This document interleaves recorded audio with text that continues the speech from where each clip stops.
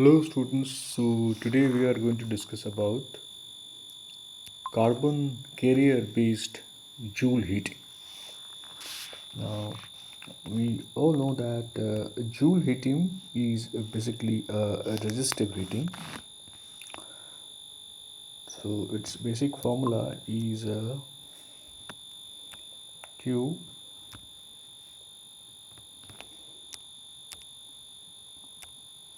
is equal to I square this way.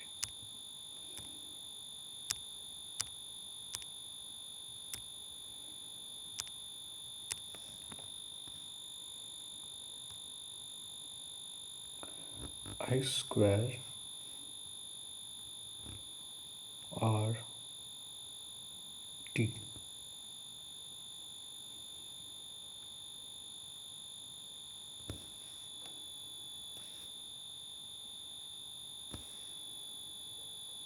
Okay.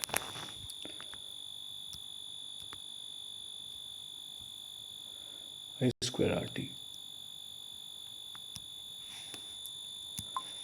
So this applies for Joule heating. So what this Joule heating means that if there is a resistance R and somehow the current is flowing through the resistance, that means there is a flow of current.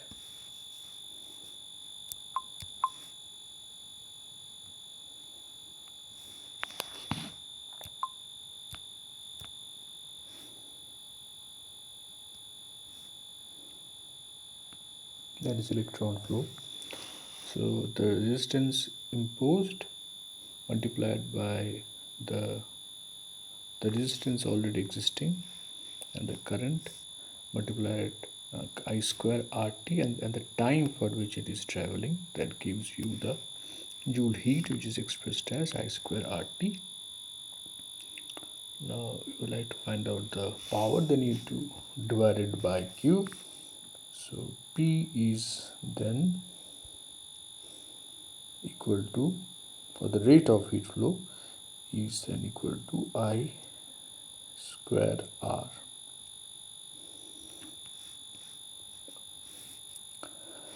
Okay, now this is what happens in normal conductors. For example, if you have a conductor made out of copper, then it will have the following properties of Joule heating.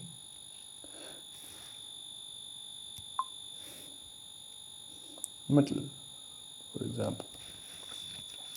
Now, what happens is that these Joule heating has got some limitations. That means due to there are some heat loss, heat wastage, or energy wastage for that matter going on, which needs to be reduced for efficient transfer of heat energy. And heat energy transfer is required in the synthesis of materials. I would like to synthesize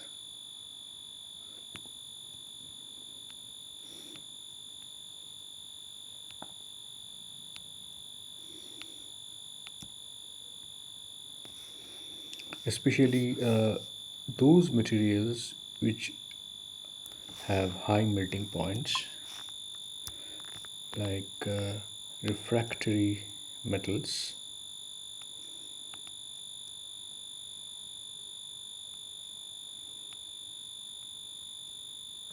then intermetallics,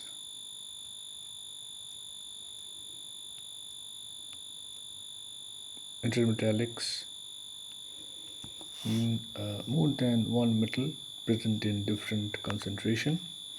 Intermetallics, a very good example of formation of intermetallics is in brazing.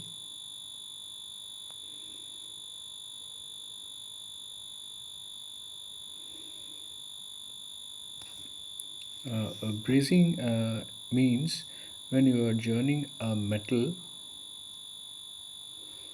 and a ceramic. So joining of two metals is known as shouldering, whereas joining of a metal and a ceramic is known as brazing. Now this is required in many microelectronic devices, and so at the interface of these brazing, at the interface, this is where the formation of these intermetallic takes place.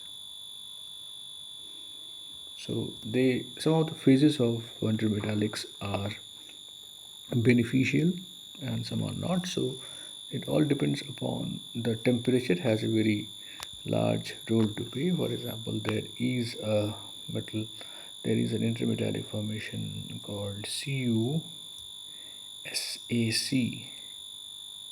Earlier people used to use lead, but since lead has been found to be toxic in nature, they are an alternative means of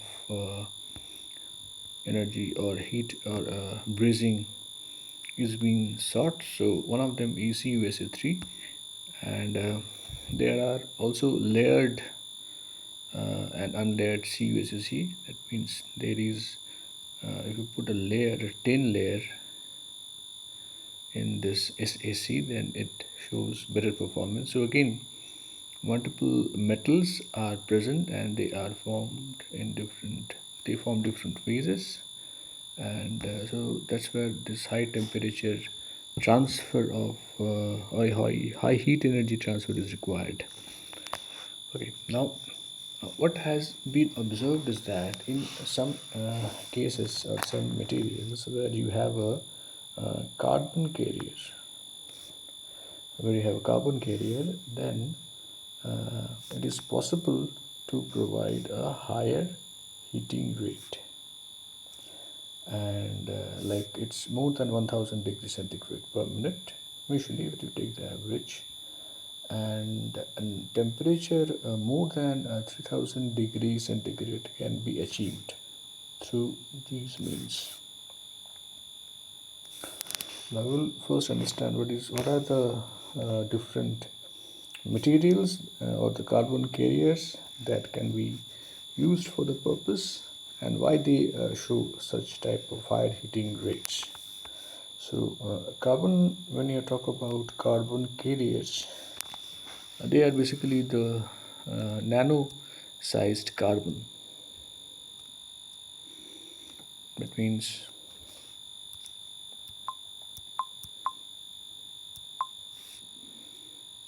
calling them as NC.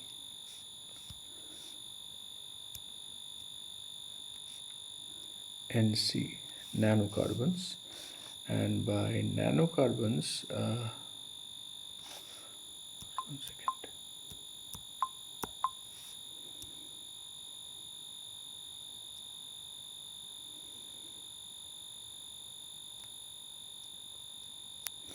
By nanocarbon, the obvious answer of nanocarbons are graphene,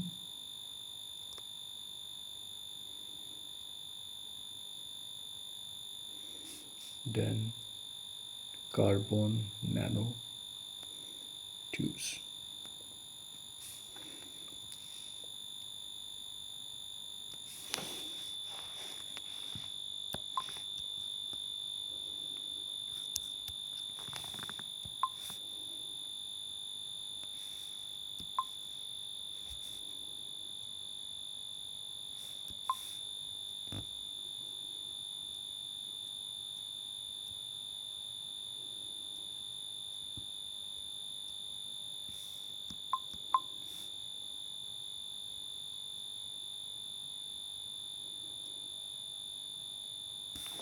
Graphene is basically, there are lectures on it, but graphene, for the sake of those who don't know what is a graphene is considered to be basically, technically, it is the one monolayer or one atomic layer of carbon. Carbon exists in two different forms. The most stable one is your graphite, Sp2C. This is your graphite.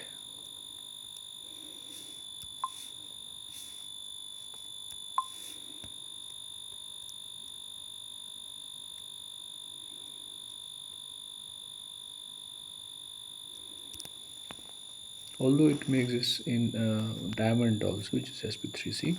Now, if you take a graphite, so graphite consists of atomic layers, monolayers, hexagonally placed monolayers.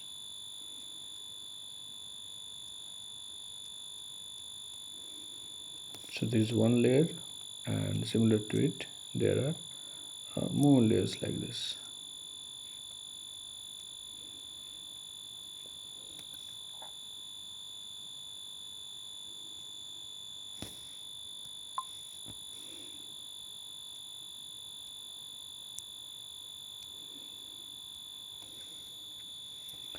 And there is a van der Waals force which binds these layers.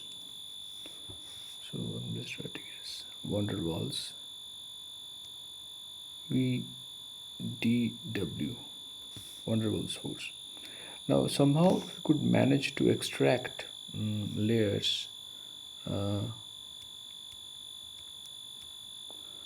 between say 1 to 10 atomic layers, then those combination atomic cluster of those atomic layers will give you some unique properties. So what are the unique properties? They become metallic and semiconducting in nature.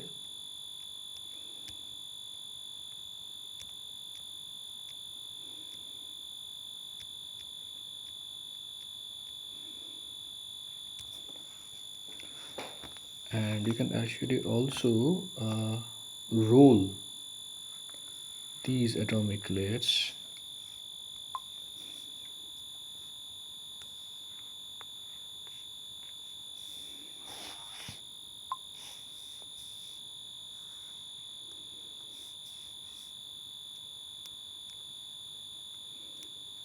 to form the carbon nanotubes. So if you roll a sheet, it becomes a hollow shaped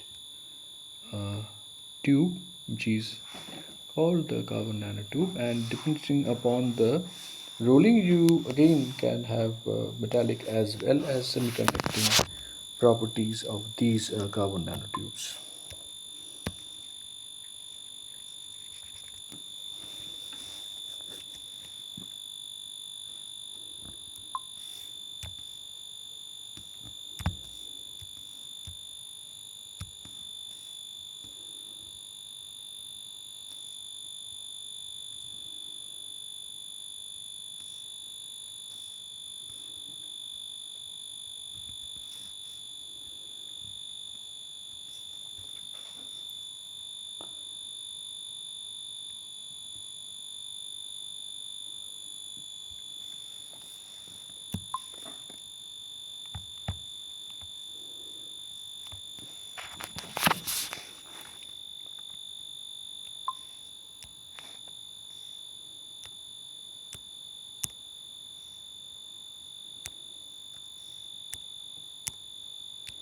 So it's better to have, let's call it as 5, because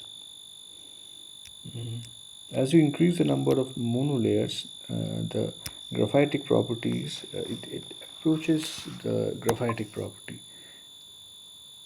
So there is no hard and fast rule as how many monolayers should actually be considered as a graphite, but it should be less than 10, but it's better if you keep it less than 5.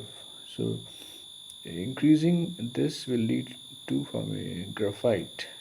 So the graphene properties will be lost, and the original graphitic properties will come again. So let's not. Okay. Now, as I have told you, the rolling also provides formation of carbon nanotubes. Now, what is something? Why do these carbon carriers they are giving a high heating rate? That is mainly due to the fact one of them that they sometimes become metallic. They have a metallic properties if the synthesis is made in such a way, and so they become less cheap. So becomes cheaper. And secondly, due to the being a nanomaterial, they have a larger surface area, so that also helps in transfer of heat energy. So we have first the electrical energy through current that is induced into the carbon carriers, and they are also an efficient conductor. Since the conductivity of these materials are high, they can efficiently conduct the electricity, and at the area when they need to dissipate, they are also a good dissipator because of the larger surface area, or rather I should say surface to volume ratio of these materials are high.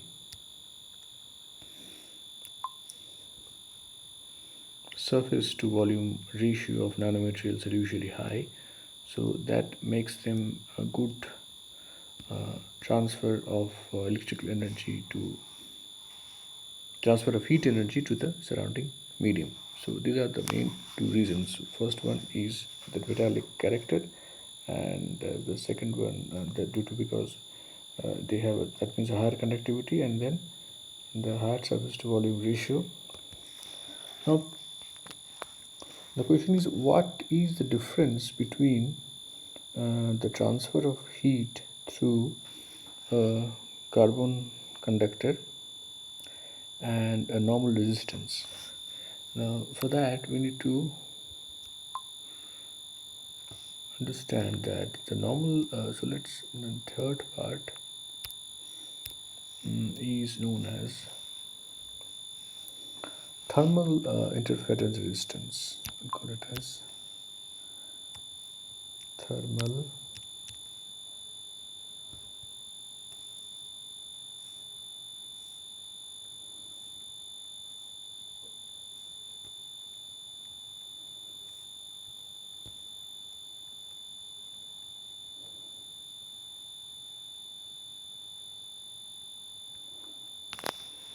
okay.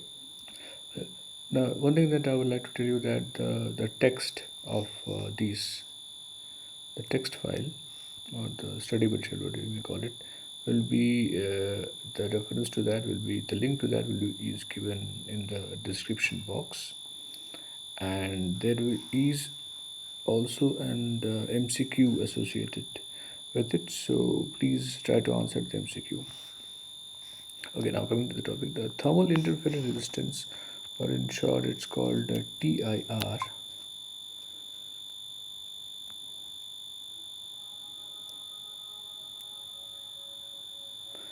This is different from the normal resistance that we know, that is the one that has been used in Joule heating, I square RT. So how is this different? So first, the thermal resistance is arising. Now we need to understand why the resistance, why there is a resistance to current flow. This resistance to current flow is because of the fact that now the electrons scatter among themselves while traversing through a conductor. Now say we have a copper conductor. This is a copper which is conducting current. Current is flowing through this copper wire. Now the electrons, while traversing this, even at room temperature, the copper atoms are vibrating. The copper atoms The atoms always vibrate even if the temperature is at room temperature. So when the electrons are passing through the copper, they may get influenced from the vibration. And if you increase the temperature, of course, the vibration will enhance, and the electrons, apart from being scattered, getting as the electrons will get scattered with the atoms of the with the ion cores, I should say ion cores of the copper as well as among themselves. So this is the cause of the resistance, the scattering of electron. Now, although the same scattering is responsible in the case of thermal interference resistance as well, but because we are using the word interference, it means that the energy is getting transferred in some different way. So there are photons. So there is a flow of electron from one type of material to another type of material. So we have a material 1 and we have a material 2.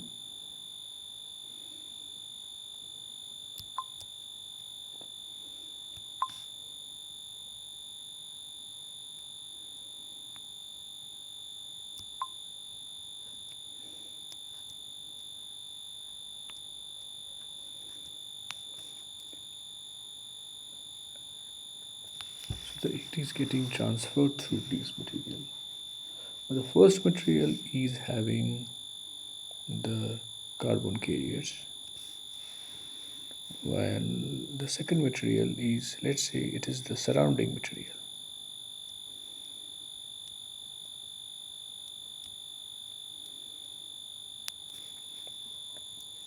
Now, as we have seen in the previous slide, it has been an efficient transfer of electrical energy, and that electrical energy has got transferred into heat. Now is now in the second part where the heat needs to be transmitted to the surrounding material. Another equation comes into the picture, that is the conduction of heat or thermal energy transfer, and that equation is Q is equal to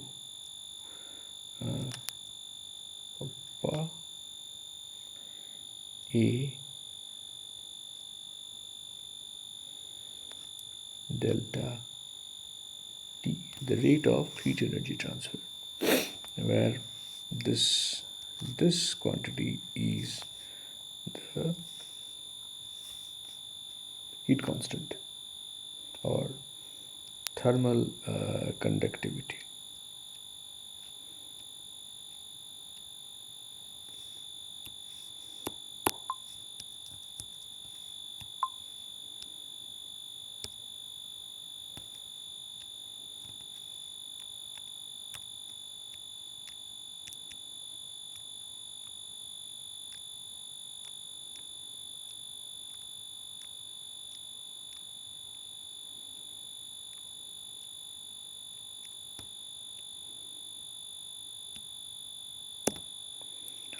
And graphene and the different carbon carriers, as mentioned previously, they also have a higher thermal conductivity. That means they could transfer the heat efficiently. For example, in graphene,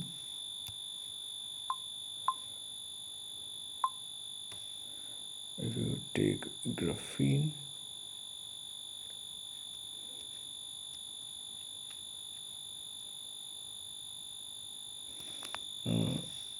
for that the conductivity value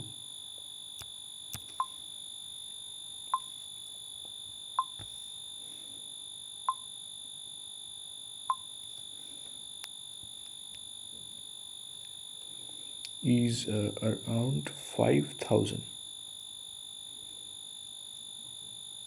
That is 5K, 5,000 watts per meter Kelvin.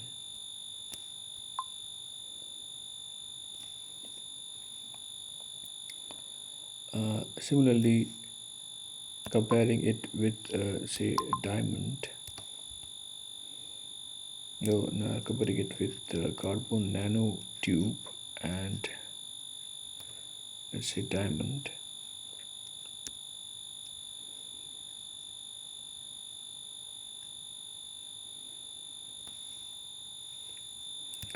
the K value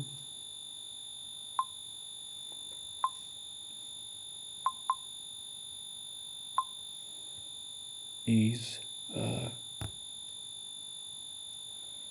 3000 for diamond for carbon nanotube and 2000 for diamond.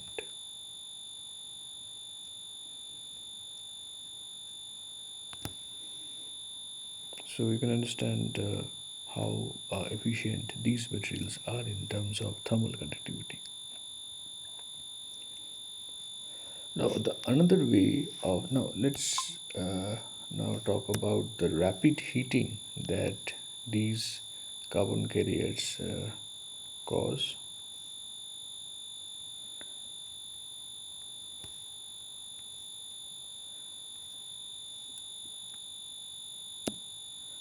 Okay.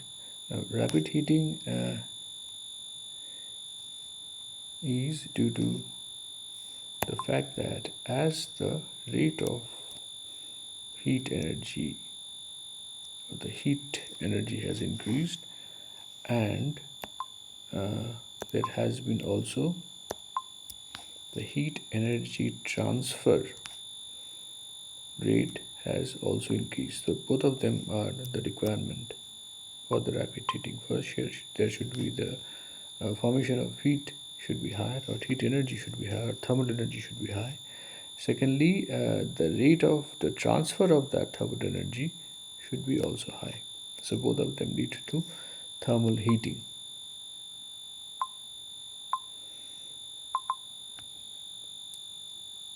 And this becomes effective in the case of carbon materials, mainly CC, due to the fact that they have lower thermal mass. They possess lower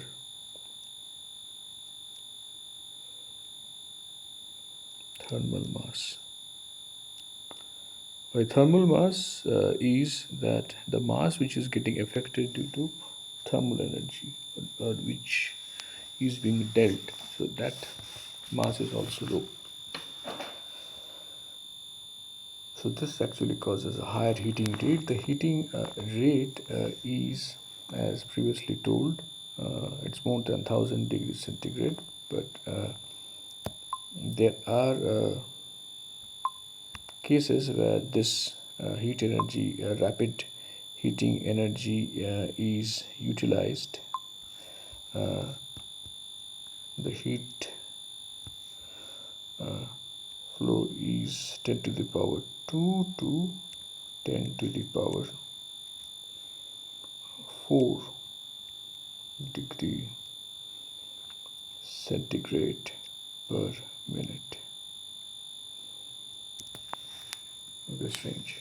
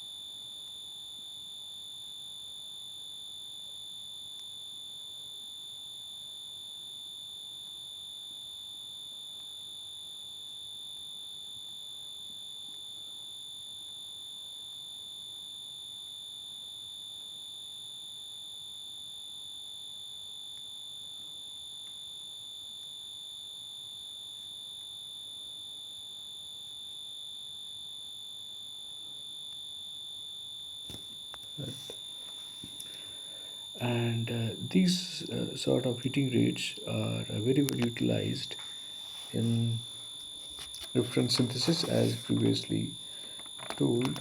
So one of the synthesis methods where this is very effective is called ultra fast high temperature sintering.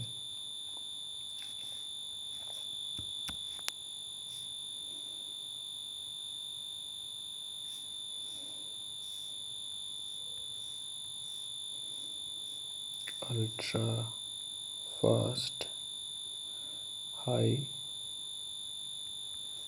temperature sintering.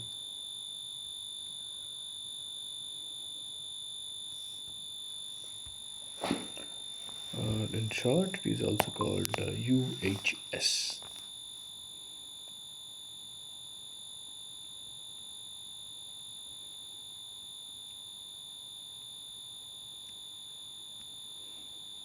Now, the word sintering, for those of you who don't know, the sintering is basically when you are making a ceramic compact, making a ceramic from powders. You have powders, and you would like to make a solid version of that. What is done is that the ceramic powders are put in a furnace,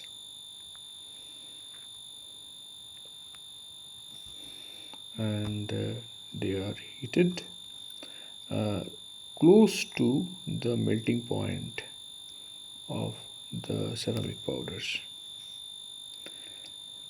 And then what happens, the ceramic powders, the small ceramic powders or the crystallites, they start to join. So you suppose you have a ceramic powder particle like this, so they come together and form a larger particle. So this is what is known as a sintering. Now this process requires a temperature close to their melting point. Now these ceramic materials or any refractive materials usually have very high melting point, and to achieve that level of temperature requires time in normal Joule heating process, and also there is also a lot of loss of energy. So if you could somehow use this technique of carbon carrier controlled heat heating with this rate of heating, then the process becomes much easier. And another advantage of using this technique is that in normal sintering process, reduced atmosphere is required.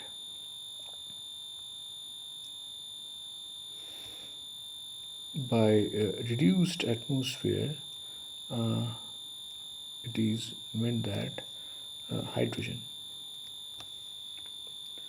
is required, because with temperature there is a chance that the ceramic bottle may become oxides. So to avoid that formation, we usually put a reduced atmosphere, that is hydrogen, since the rate of heating is comparatively low. But in the case of an ultra fast high temperature, since the rate of heating is high, this is not required.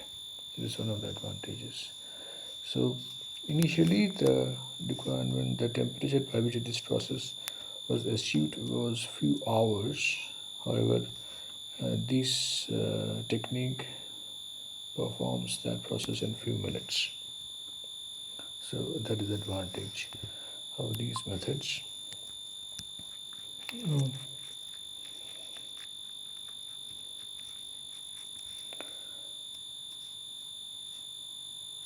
A wide range of metallic or intermetallic crystallites, intermetallic oxides, including solid state electrolytes, And non-oxide ceramics for batteries and all can be synthesized by these methods. First, let me that hydrogen. So the point is hydrogen. Let's put it as H2.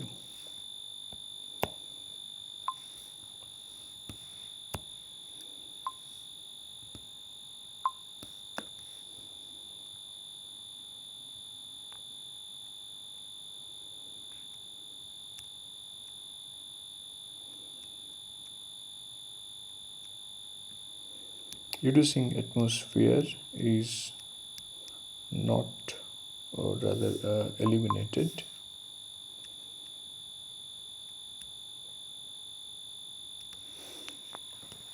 And the heating takes place from hours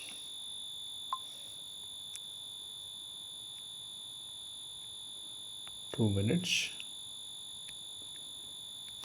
and the materials that are synthesized by this process are refractory metals, as previously told, intermetallics, metallic oxides required for solid state electrolytes, and energy storage. Okay. Now, this thermal interference resistance, this TIR, is also known as thermal boundary resistance.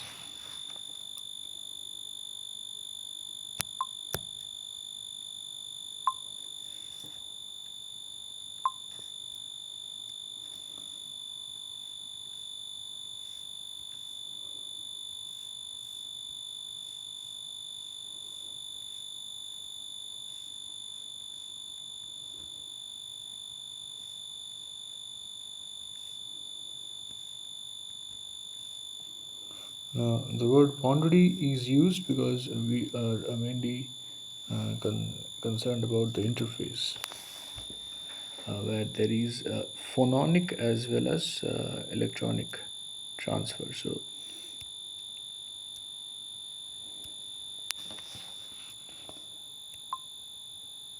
phononic, let's call it as gamma, phononic and electronic transfer taking place. These are the energy carriers. And also, this sort of resistance is called Kapitsa resistance.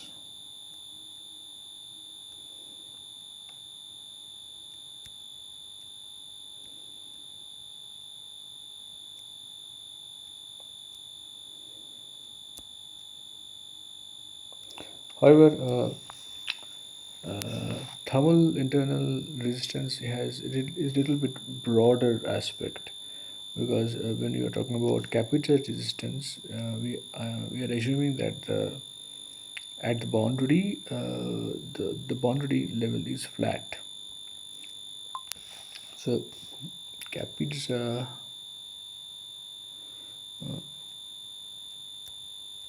is actually one of the types of TIR.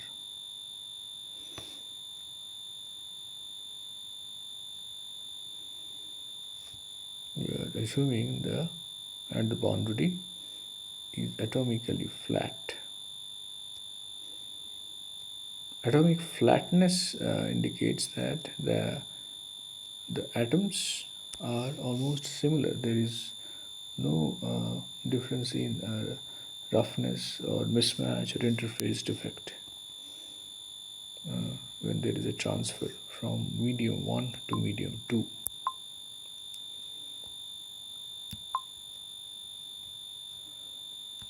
So good. So this is medium 1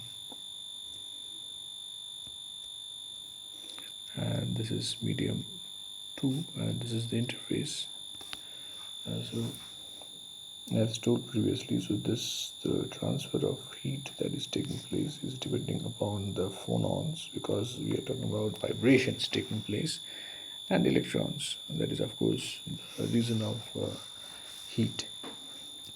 Now, so at the interface, there are different other phenomena that could give rise to this TIR.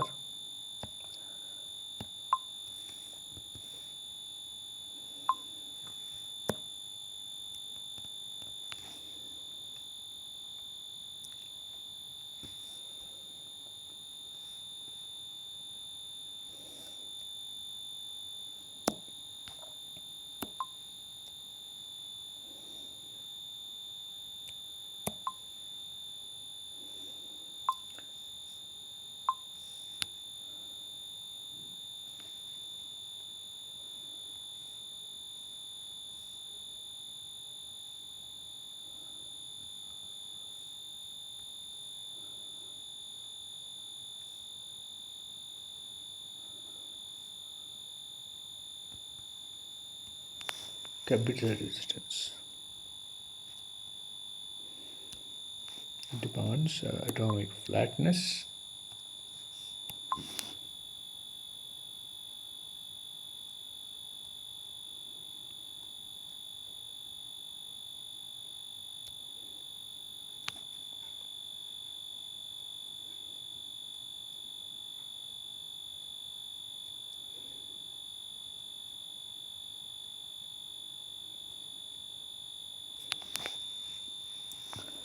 However, a TIR can arise due to different aspects.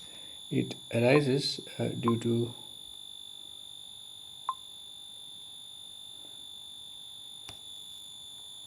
surface roughness, RD, then material mismatch or heterogeneous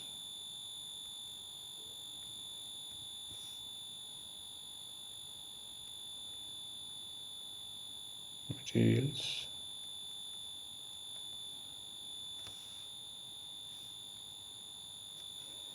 then due to some interfacial defects.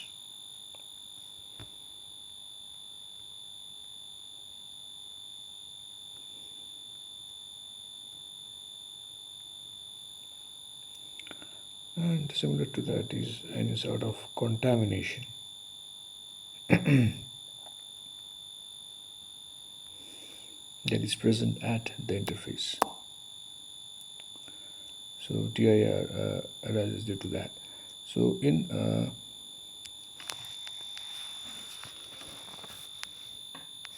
CJH, that means carbon carrier based Joule heating, we are mainly concerned with this TIR, because the normal Joule heating has been taken care of by the carbon carriers, but when there is a transfer from one medium to another surrounding medium, TIR is one of the aspects that is perhaps the resistance that is the more concerned of.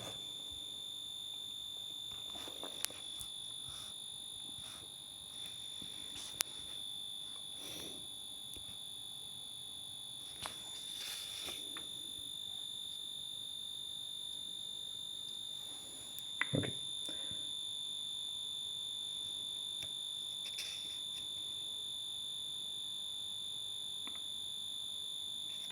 Now another thermodynamic property that is important or that is significant in this case is your specific energy transfer rate, specific heat, and the density, although they are again related to the type of material that we are using and the heating rate and the heat transfer rate. So apart from this ultra fast high temperature sintering, UHS, there are other sintering methods where this carbon carrier based Joule heating is used. For example, there is something called carbon thermal shock.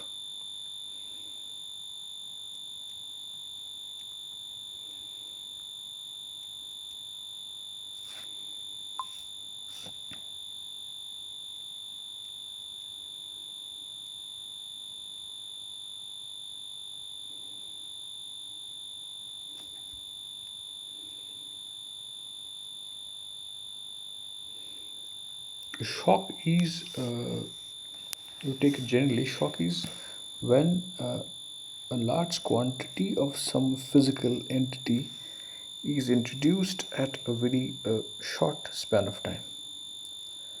So that is called thermal shock. It's called CTS. So, and another technique is again flash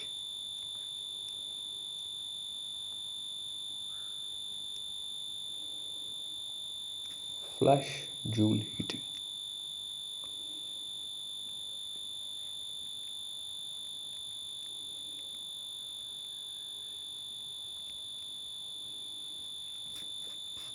Or FJH.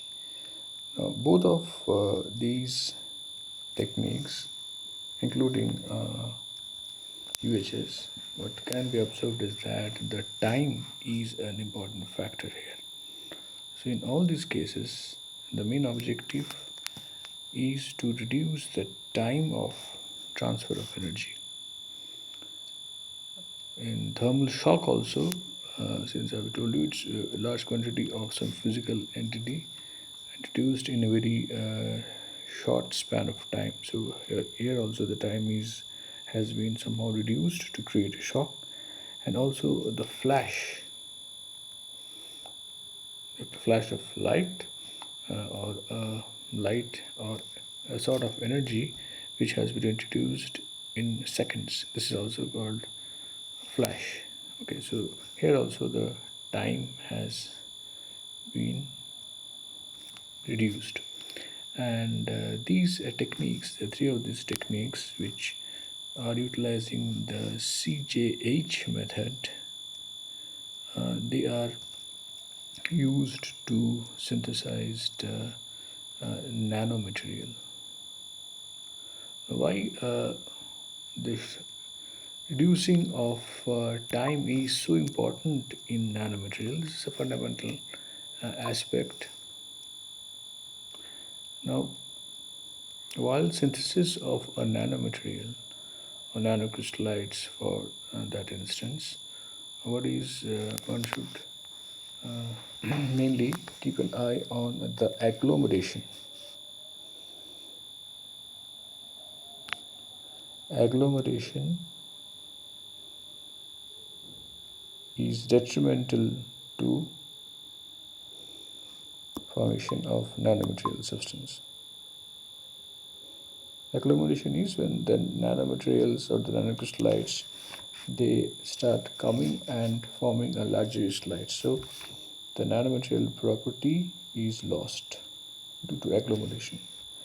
And the normal heating techniques which are producing materials, since the time is comparatively higher on those materials, like previously in UHS you might have seen, as told previously, it's hours.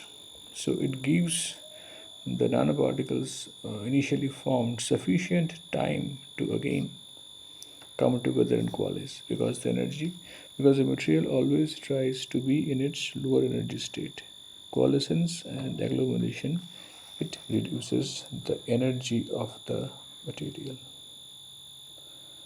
But we don't want that. We want the material to be in the nanometric scales. For that, this reduction of time has been so important. So CHA method is not only causing a reduction of time, but also is capable of providing more heat energy. So heat loss is more. That's why CHAH is so important.